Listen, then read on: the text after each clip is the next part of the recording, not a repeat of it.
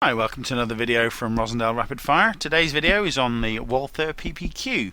It is a 2.2 long rifle, a long barrel pistol, and it is legal in the UK on a Section 1 licence. So the PPQ is a 2.2 LBP. It's a ambidextrous firearm, so the controls work either way. You can just reverse the magazine release. It is an LBP, so it's got a long barrel on it, and it's got that ridiculous coat hanger that we all hate. However, what it does mean is, whilst it's rather annoying, you do have a 2.2 pistol that is a very high quality piece of kit, and it's completely UK legal. So let's have a look at a little bit of these configurations. It's not to everybody's taste, but unfortunately we aren't going to be getting full bore handguns back anytime soon. So if you want to train and shoot so that you can go overseas and shoot handguns in 3-gun matches or pistol matches, then this is one of the options you may want to choose as a good go-to gun.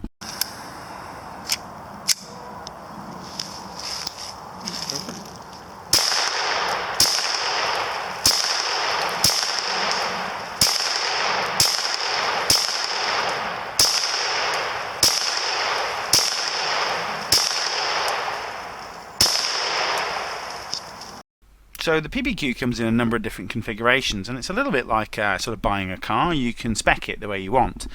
So you can get the standard version, which is the bottom version, which is without a shroud. They all come with the back brace, unfortunately, and you can have it with just the barrel. That's $7.90. You can have it with the shroud, which is an additional £50. You can have it shrouded and drilled, so effectively it's got baffles in it, and that's more money again. And then you can have it shrouded and drilled and milled. That's more money again. So I'll pop onto the page and let you see the pricing structure. But ultimately, I quite like this as a concept, in the respect that you could say, well, I want it, I don't want it suppressed, but I want it with a red dot, or I do want it suppressed and I don't want it with a red dot. So there's lots of little choices there depending on what your requirements might be, and flexibility is the key here, and I must admit I do quite like that as a sort of consumer choice. Okay, so a few places that you can get the Walther PPQ is Bluefield Sports. You just have a look at their gun room, click on Practical, and that takes you through to their little practical section. They've got plenty of little bits and bobs in here. Mainly at the bottom here you got the Walther PPQ, shroud only, drilled and suppressed, drilled, suppressed and milled. So drilled, suppressed and milled would be one that can take an optic. Drilled and suppressed is a suppressed version, and then shroud only. Now you can actually get it without the shroud, which I'll show you in the video. But it's entirely up to you, sort of whether you want to go with that. It's a bit cheaper that way. It's about $7.90 as opposed to $8.40. But the shroud is 50 quid. So just it's an option that you're choosing not to buy. The inevitable question is, why would you want to buy a PPQ rather than buying a LBP in the format of a 1911 or a K22? And my answer to that would be twofold. One, this is a completely ambidextrous gun, and two, the gun is very light, and light is good when it comes to shooting. And that means that you can shoot the gun if you're sort of got smaller hands, if you're a lighter framed person, if you're sort of younger. It also means that the gun actually gives you a little bit more recoil than you would normally get from an LBP. And the reason for that is the gun is a light gun, and it doesn't try and sort of structure itself around a larger firearm and then make up for it with heavier barrels and barrel weights. And that does make quite a big difference. And the difference is the fact that there's more felt recoil on a 2.2 pistol. Having fired non-LBP 2.2 pistols in the States, something I really did notice is quite a lot of recoil compared to a UK LBP, and that's because there's just simply less weight of the gun, and therefore the recoil sort of is greater.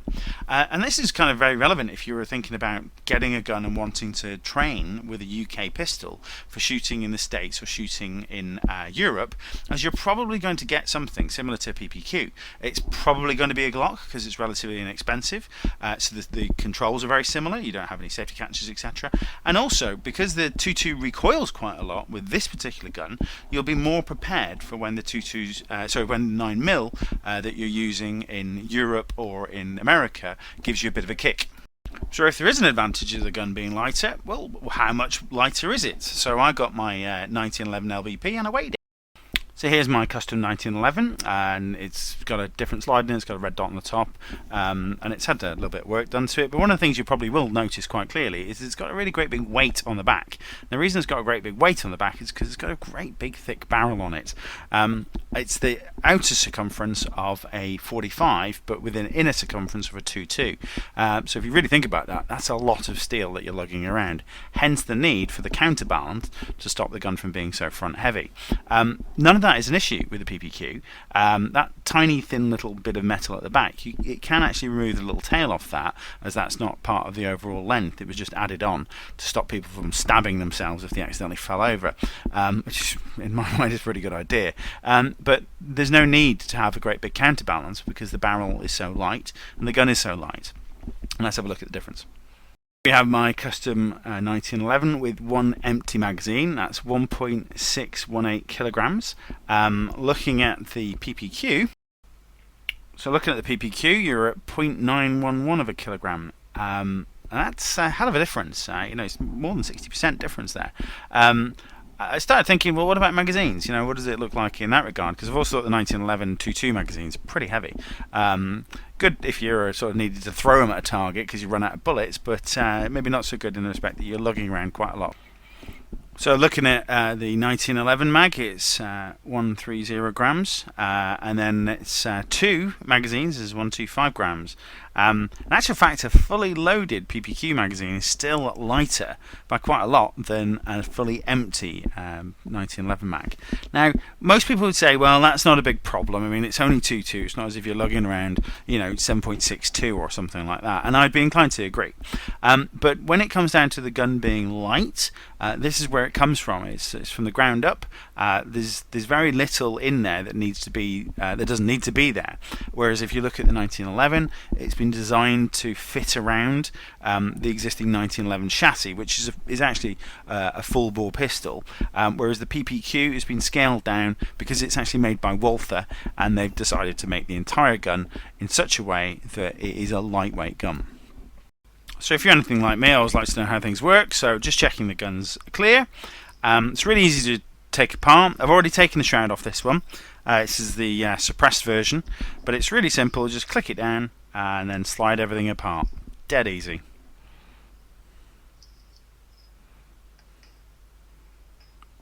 Et voila. A closer look at the baffle system. So it sort of screws the normal shroud screws on to the barrel in like most of these LBPs, but this one's different in the respect that it has 2 baffles inside, and they're both sprung with 3 springs, giving you a reduction in overall sound. Good if you shoot indoors. I'm not sure if you'd necessarily go sort of rat hunting with an LBP. I suppose you could do, but it gives you a sort of suppressed firearm if you need it. So final thoughts. Well, it is an ambi gun. You've got the slide release on both sides of the gun. The magazine release is very straightforward to change over, and you've got a trigger safety.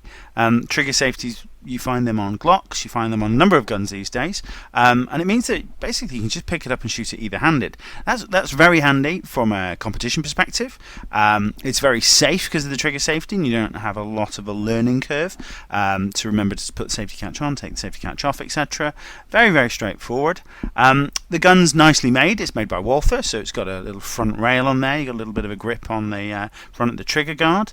The magazines fit flush into the magwell, and it's even got a sort of bit of a guide in there as well. The mags, I don't think everybody's going to like the mags because they are pretty light. They're quite sort of easy to stand on. I think you might distort them, but they are light in the respect that you're not carrying around a lot of weight. A big thumb slider on the side there makes life easy. Build quality of the gun, it is very high, as you'd expect. It is made by Walther. Sights are nice and clear. You've got sort of adjustable sights on the rear.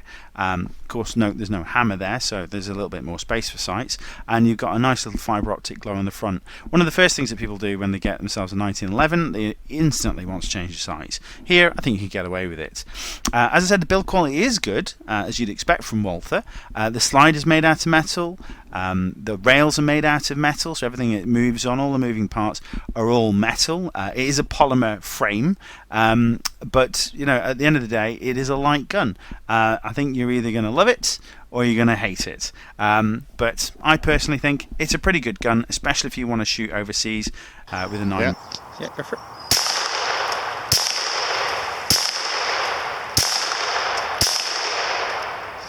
And there you have it, the PPQ from Walther. I think it's got a divide opinion, but I can definitely see a use for it. Is it necessarily better than a 1911 or a K22? I will leave that up to you. Thanks for watching. If you'd like any more information, get in contact with us via our Facebook page, Rossendale Rapid Fire, or our webpage. If there's any other videos that you'd like to see and we've not already covered in our own inimitable style, don't hesitate to get in touch and we'll have a look.